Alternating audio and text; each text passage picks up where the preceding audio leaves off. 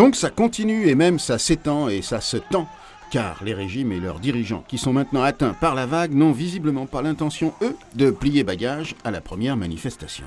L'issue de ces épreuves de force déjà meurtrières est aussi hasardeuse que dangereuse. Cela dit, les monarchies, qui commencent elles aussi donc à être gagnées par l'agitation, ont au moins l'honnêteté, si l'on peut dire, de ne pas prétendre à la démocratie.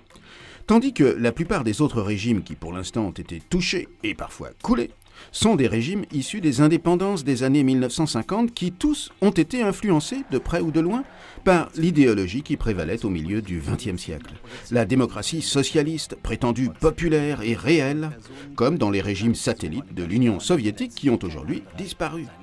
Dans ces régimes de l'Est de l'Europe, plus on prétendait que la démocratie était réelle, plus on faisait semblant.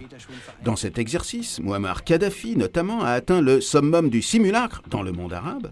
Président de la République socialiste arabe de Libye, il est non élu grâce à la démocratie directe, tellement directe qu'il n'y a même plus besoin d'organiser des élections, ce qui a l'avantage d'économiser le bourrage des urnes. Cette longue période de simulacre de la démocratie est donc en train de s'achever, alors même que fleurit dans les relations entre États, cette fois-ci, un autre simulacre, celui de la grande affection démonstrative, ostentatoire entre dirigeants d'État. Et quand l'embrassé d'hier devient un réprouvé d'aujourd'hui, le déchu peut toujours ruminer sur l'hypocrisie de la diplomatie des apparences et des simulacres. C'est trop tard, comme pour la démocratie.